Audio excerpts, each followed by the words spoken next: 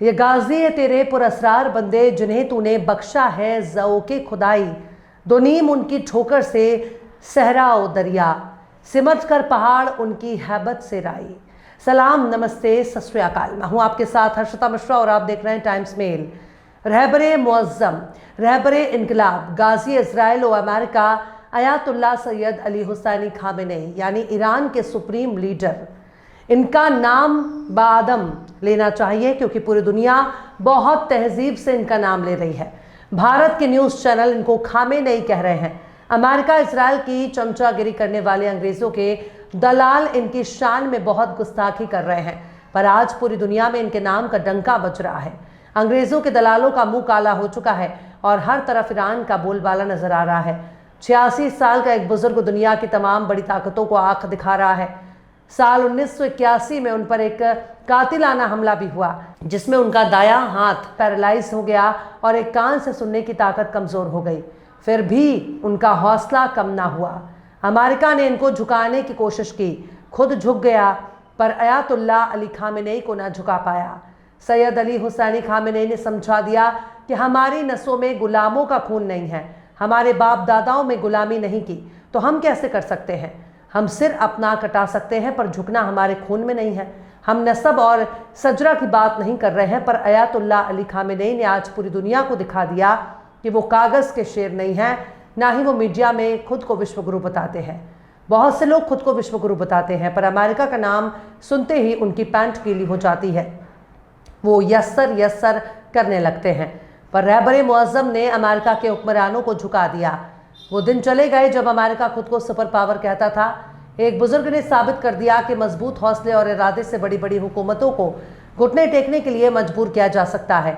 America ने Iran के nuclear site पर हमला किया, खूब झाल मंजीरा लेकर पूरी दुनिया में ढोल पीटा, पर जब ईरान धूल झाड़ कर फिर से खड़ा हो गया और कहा कि तुम्हारी बमबारी से हमें कोई फ़र्क नहीं पड़ता, हमारे साइट बिल्कुल महफूज हैं, तुम्हारे बम बेकार हो गए। इसके बाद ईरान ने कतर में मौजूद अमेरिका के मिलिट्री बेस पर हमला करके दिखा दिया कि अमेरिका के दिन लद गए और ईरान न सिर्फ इजराइल को धूल में मिला सकता है बल्कि अमेरिका पर भी हमला कर सकता है।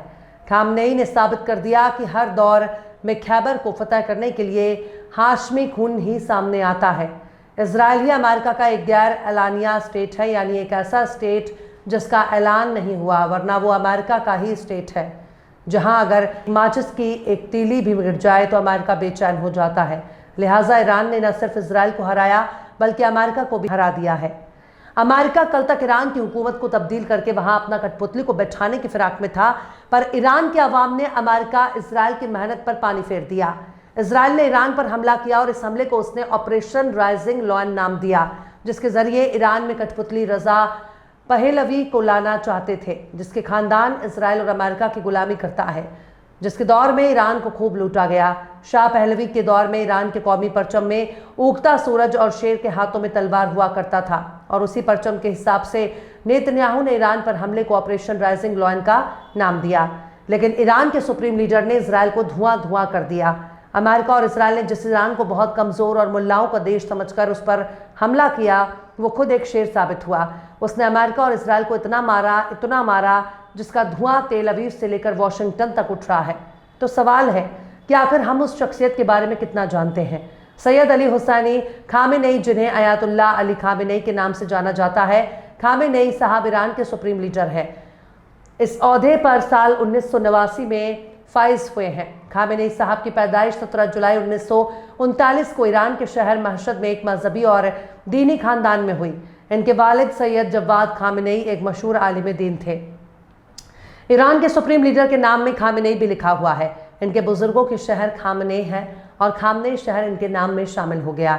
अली खामनेई 8 भाई बहनों में दूसरे नंबर पर थे और उनकी 2 छोटे भाइयों ने भी दीन की खिदमत का रास्ता अख्तियार किया, जिनमें एक हादी खामेनेई एक अकबर के राइटर भी थे।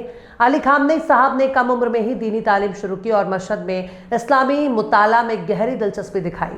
बाद में वो आगे की पढ़ाई के लिए कौम शहर चले गए, जो दीनी तालीम का खास मरकज़ है। वहाँ उन्होंने अयातुल्लाह रूहुल्लाह खुमैनी जैसे बड़े उलेमाओं से तालीम हासिल की। अली खामनेई साहब की ज़िंदगी और नज़रिए पर अयातुल्लाह रूहुल्लाह खुमैनी का बहुत असर रहा है। आज भी खामेनेई में ईरान की आवाम अयातुल्लाह खुमैनी साहब को देखती है।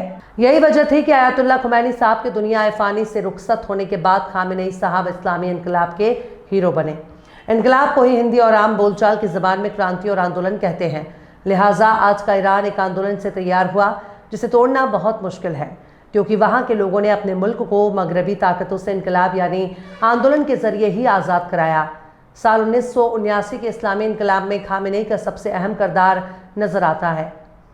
इस इनकलाब ने मगरबी हुकूमतों का पिट्ठू और कठपुतली शाह रजा पहलवी की हुकूमत को उखाड़ फेंका और ईरान को एक इस्लामी जमहूरिया में तब्दील कर दिया। खामेनेई ने इस इनकलाब में एक मरकजी रोल अदा किया, खासतौर पर शाह की हुकूमत के खिलाफ प्रोटेस्ट किए, जिसके नतीजे में उन्हें कई बार गिरफ्तार किया और 3 साल के लिए जिला वतन भी किया गया। शाह पहलवी खुद एक अंग्रेजी और अमेरिकी एजेंट का किरदार अदा कर रहा था, पर उसने इस इस्लामी इनकलाब को हिंदुस्तानी एजेंट कहकर बदनाम करने की कोशिश की, लेकिन उसके अपने एजेंडे में कामयाबी हासिल नहीं हुई। इस्लामी इनकलाब को आवाम में बहुत हिमायत मिली, जिसके बाद इनकलाब कामयाबी हुआ और अयातुल्लाह रूहुल्लाह खुमैनी ईरान के सुप्रीम लीडर बने और अली खामेनेई साहब ने कई अहम ओहदों पर खिदमत को अंजाम दिया। साल 1981 में वो ईरान के तीसरे सदर बने और साल 1989 तक इस ओहदे पर रहे। साल 1989 में अयातुल्लाह रूहुल्लाह खुमैनी के इंतकाल के बाद खामेनेई साहब ईरान के सुप्रीम लीडर बने। अली खामेनेई साहब ने ईरान को मजबूत और ताकतवर बनाने के लिए कई खिदमत को अंजाम दिया। उन्होंने पास दराने इनकलाब को बहुत मजबूत किया, इसे ही IRGC कहते हैं। उन्होंने IRGC मॉडर्नाइज कर दिया, हथियारों और मिसाइलों के जरिए उसे ताकतवर बनाया। इसी IRGC ने इजराइल और अमेरिका को सीधे टक्कर दी है। आज अयातुल्लाह सैयद अली खामेनेई साहब के दौर में इतना मॉडर्न नजर आ रहा है। बड़ी बड़ी इमारतें और खूबसूरत शहरों को तैयार करने में खामेनेई साहब की मेहनत नजर आती है। अयातुल्लाह सैयद अली खामेनेई ने अमेरिका और उसके बिगड़ैल लाडले इजराइल को सबक सिखाया, दुनिया भर के देशों से ताल्लुकात बेहतर बनाए। ईरान ने बहुत से दोस्त बनाए, पर दुश्मन सिर्फ इजराइल और अमेरिका को बनाया। 2003 में इराक का अंजाम देखने के बाद खामेनेई साहब समझ चुके थे कि आज नहीं तो कल अमेरिका उनके मुल्क को भी निशाना बनाएगा। काफ़ी तैयारी और मेहनत के बाद ईरान एक ऐसा मिसाइल पावर बन चुका है जिसके आगे सुपर पावर भी घुटने टेक रहा है। आज ईरान को कई देश न्यूक्लियर वारहेड देने के लिए तैयार हैं। न्यूक्लियर वारहेड का मतलब परमाणु हथियार। ईरान ने अपने न्यूक्लियर प्रोग्राम अमन के मकासद के लिए जारी रखा। अमेरिका ने ईरान के न्यूक्लियर साइट पर अटैक किया, पर कुछ भी नुकसान नहीं हुआ, जिसकी तस्दीक खुफिया रिपोर्ट के हवाले से अमेरिकी मीडिया पर कर चुकी है। ईरान भी साफ साफ कह रहा है कि हमारा न्यूक्लियर प्रोग्राम जारी रहेगा, हमारा न्यूक्लियर एनरिचमेंट जारी रहेगा। ईरान ने एक मजबूत जंगी हिकमत अमली के जरिए इसराइल को बहुत ही शर्मनाक शिकस्त दी, खुद भी बहुत से जख्म खाए, पर इसराइल को घुटनों पर ला दिया। इसका नतीजा है कि आज अमेरिकी सदर डोनाल्ड ट्रंप भी खुल्लम खुल्ला इसराइल को माँ बहन की गंदी गाली दे रहे हैं, क्योंकि इसराइल की वजह से अमेरिका की बनी बनाई इज्जत खाक में मिल गई और ईरान फतेयाब हो गया।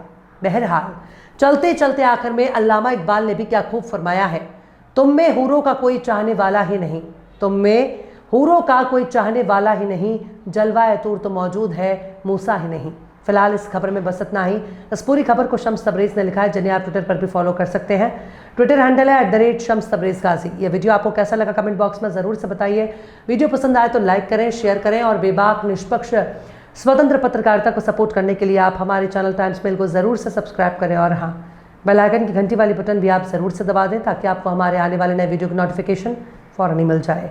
फिर मिलता है किसी और वीडियो में एक नई खबर के साथ। हर्षिता मिश्रा को दीजिए इजाज़त। जय हिंद। अगर अभी तक आपने हमारे चैनल टाइम्स मेल को सब्सक्राइब नहीं किया है तो जल्दी से सब्सक्राइब कर दें और बेल आइकन भी प्रेस कर दें।